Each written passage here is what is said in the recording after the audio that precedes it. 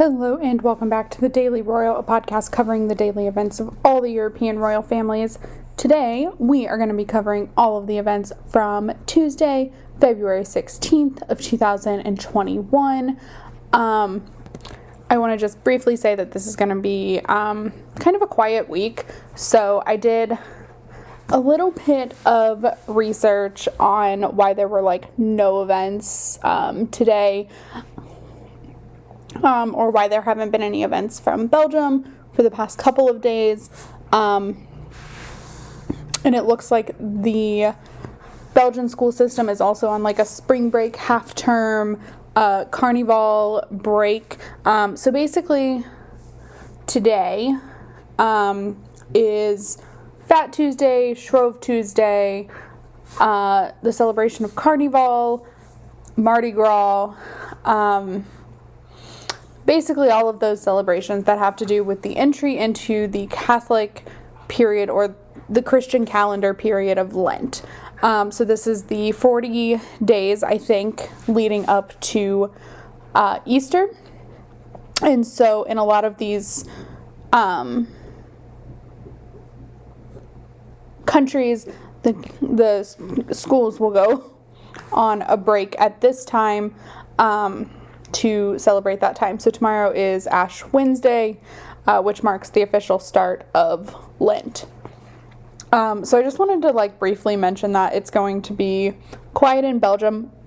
My guess is all week, because all of the schools are on break. The only one I don't know is if Princess Elizabeth is on break from the Royal Military Academy, but I would assume that we are not going to see much from the Belgian royal family this week. I was a little curious as to why we hadn't even had an audience or anything like that between King Philippe and the Prime Minister, but it's because basically all of Belgium is pretty much shut down this week, just for the holiday, half term, spring break, carnival break, etc. Whatever they call it. They call it spring break / carnival break. And yeah, just a little update there. The UK is also on half term, so that means nothing really from the Duke and Duchess of Cambridge, as they have school-aged children. So with all of that being said, I guess I totally spaced yesterday, and because I wasn't working in a traditional way, I definitely forgot to start with Sweden. In fact, I recorded this intro once and we were starting with the British royal family. That is not correct. We are going to start this episode with the Swedish royal family, so let's go over to Sweden right now.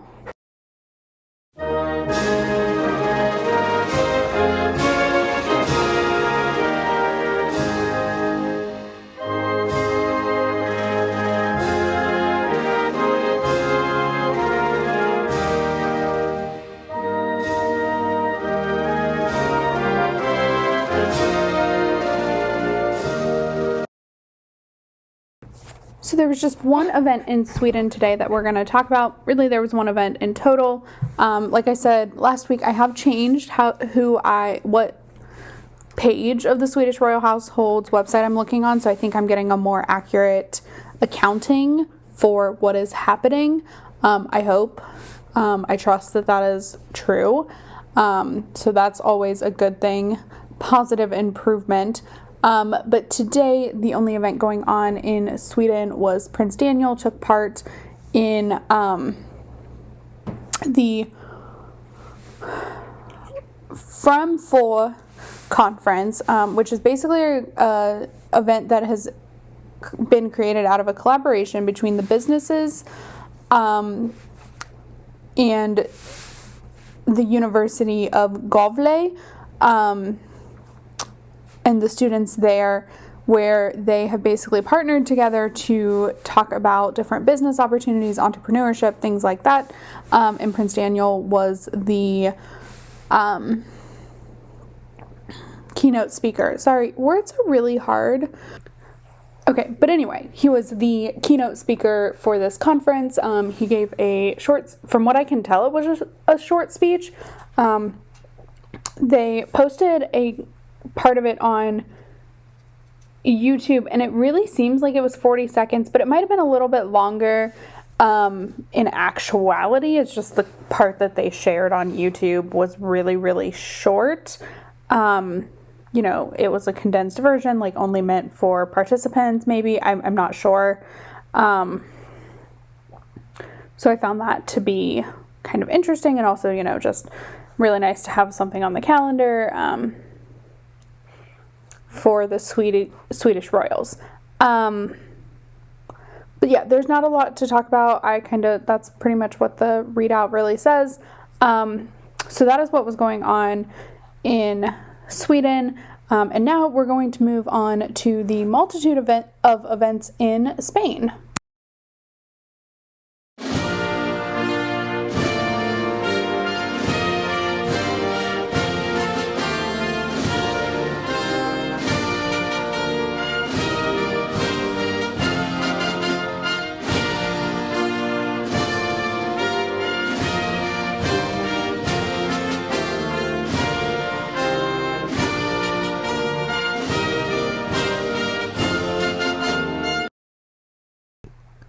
So when I say there was a multitude of events in Spain, there were 4, but the thing is, 3 of them were audiences that King Felipe held at the palace today.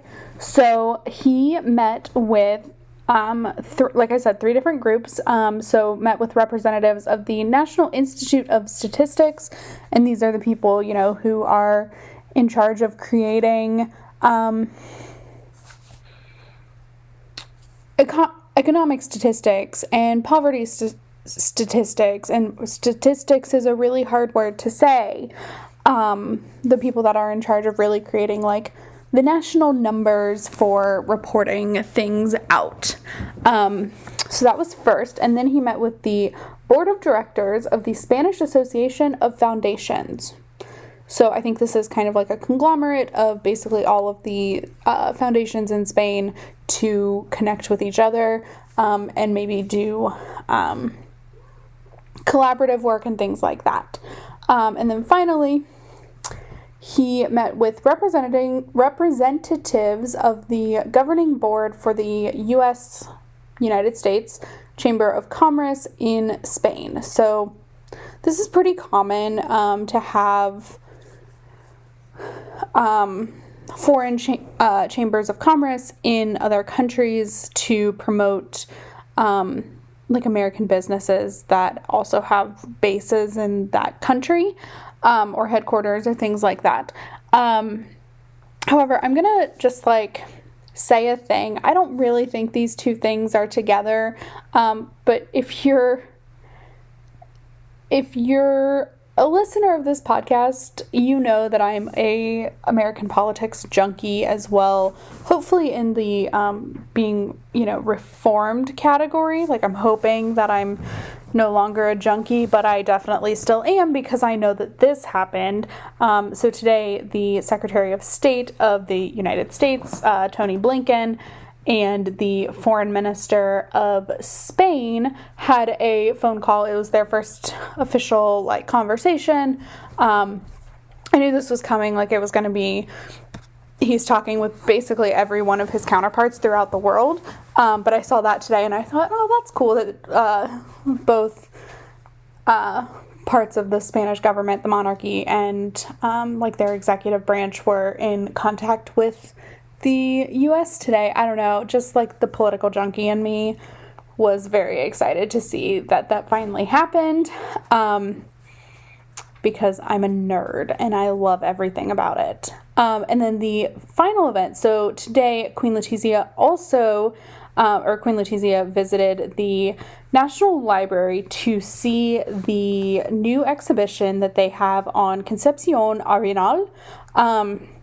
And it's called Concepcion Arenal, the Humanist Passion. And it goes through this woman, Concepcion Arenal, and her life. So she was born in 1820 and died in 1893. But she was, I did a little bit of research on her because I was like, oh, let me figure out who this was. Didn't really think anything of it. And now she's a new icon to me.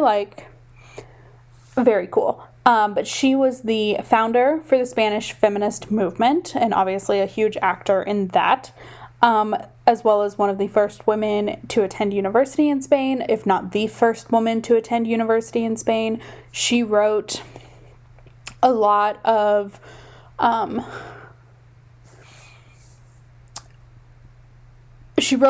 about poverty and the connection between those and the state, being, Spain, different organizations that can help. She had something called focused on philanthropy, and it was just like, I'm gonna do more research onto her on my own because I found this story very interesting, and I thought like it was really cool. And then the other thing, so I noticed this morning before I like had done my outline or anything, just I was looking through the pictures, and I noticed it was a lot of women at the event. So like obviously Queen Letizia, the first vice president of the government of Spain, is a woman, and she was there. The tour was basically given by a woman. There were lots of women there. There were not a lot of men in these pictures. There were some, but like not a lot. And I noted that like in my head, I was like, this is a lot of women. Like I loved it. And then I learned more, and like now I love it even more because hello, that's amazing. So I just thought that was like really interesting.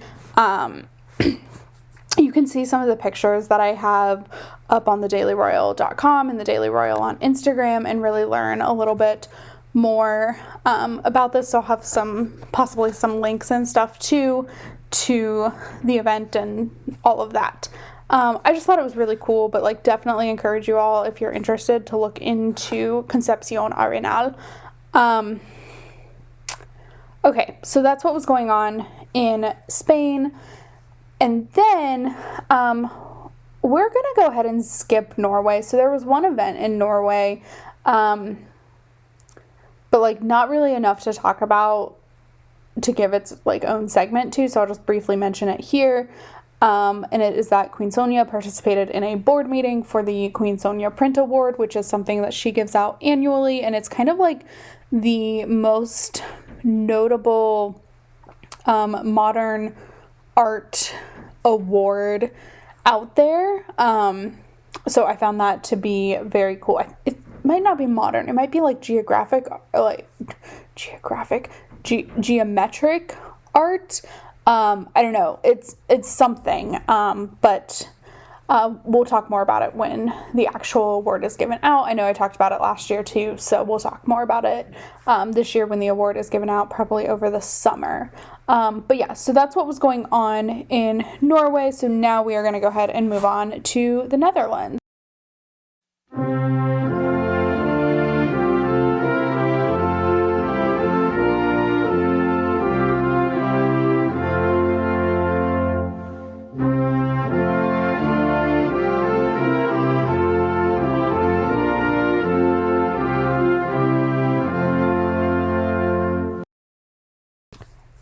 Today in the Netherlands, we had a couple of events, which is, I think props to the Netherlands and Spain and Sweden for keeping us afloat this week, because it's going to be quiet pretty much everywhere else. But today, King Willem-Alexander held video audiences with the governors of Aruba and Curaçao.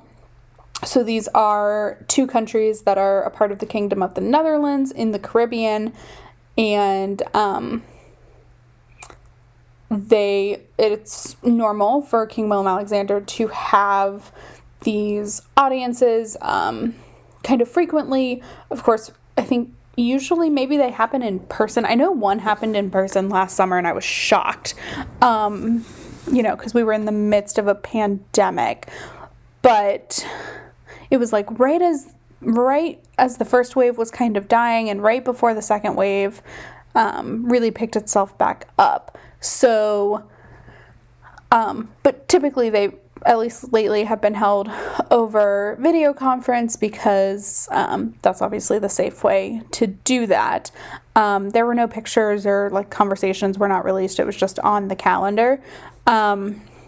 So I just wanted to share that. And then also today, Queen Maxima paid a digital working visit to Utrecht University to continue the process of learning about this broad prosperity project that they created at the university. So during the conversation today, Maxima and the researchers spoke about the method that they're using, the background of the project, as well as the applicable measures that have been taken.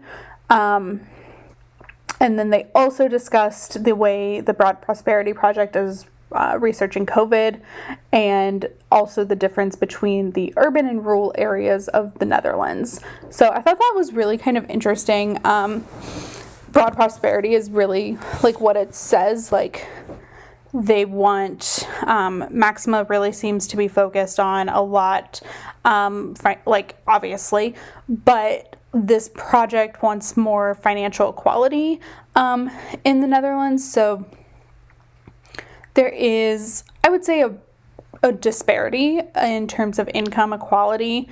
Everyone seems pretty down to earth, but like there are definitely the rich and then the really poor.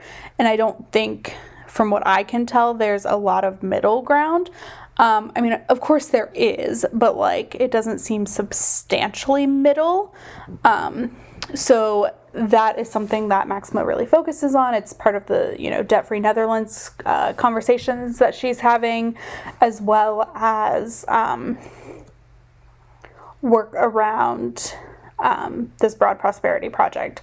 So that is what is going on in the Netherlands. Not a whole ton to talk about, but a little bit. And I found this project to be truly, truly fascinating. Okay, so that's it for the Netherlands. Then there was nothing in Denmark. Surprise, surprise. And so we are going to finish this episode out in the British royal family, and we're going to just have like a short little episode today. So let's go over to the UK right now.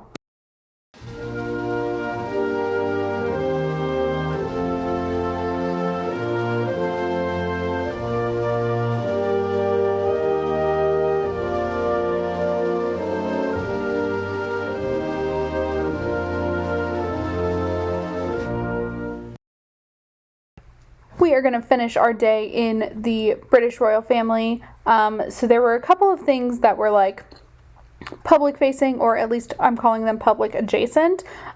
So the royal family Twitter account retweeted the British Embassy in DC, that Queen Elizabeth had a phone call with the new ambassador from the Court of St. James to the US. So the Court of St. James is what they call basically the UK, or maybe just England. I really don't know. I don't know. I'll do a lot more research when like the US ambassador is named to the Court of St. James. So I don't know if it's England or if it's England, Scotland, and Wales. I don't know. In Northern Ireland. I don't know. But it's one of those two options. And apparently this is pretty normal for the Queen to reach out to new ambassadors after they have started in their posting, just to talk about, communicate the relationship between the two countries.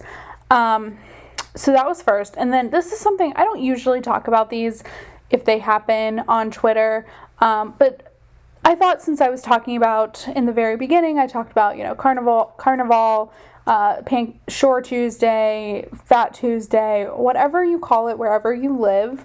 Mardi Gras, if you're in Louisiana, you call it that. Literally not called that anywhere else.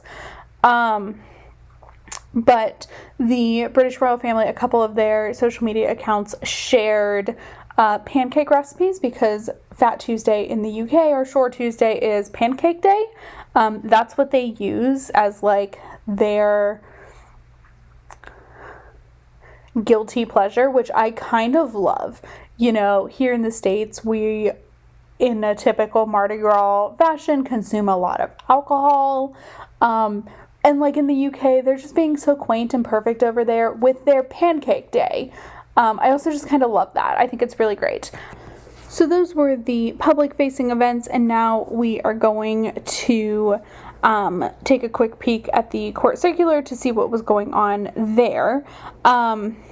So, of course, we've already talked about this, but Queen Elizabeth held a meeting with Dame Karen Pierce, who is Her Majesty's ambassador to the United States of America. And, of course, they talked over phone because Karen Pierce is at the embassy in the U.S. And then we go to Clarence House, where the Prince of Wales this morning held a meeting with Brigadier Philip Prosser, who is the commander... who's with Commander 101 Logistic Brigade via telephone. And then the Duchess of Cambridge had a couple of meetings today as well via telephone. So first, she held a meeting with the chairman and director for the Foundling Museum, of which she is patron.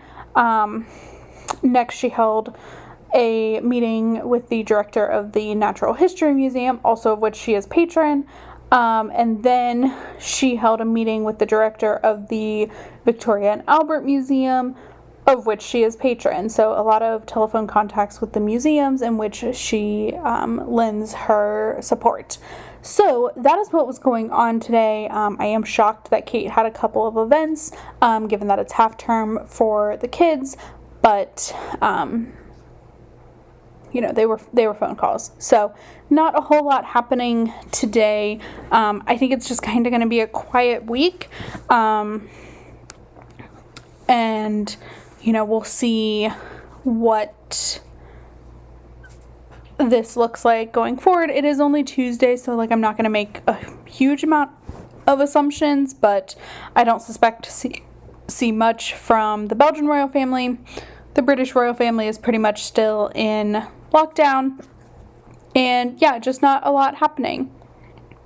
So with that, I'm getting the hiccups, so I'm going to go ahead and end this episode, but please check out thedailyroyal.com, the Daily Royal on Instagram, like and review this podcast wherever you're listening, and I will talk to you all tomorrow. Have a good one. Bye.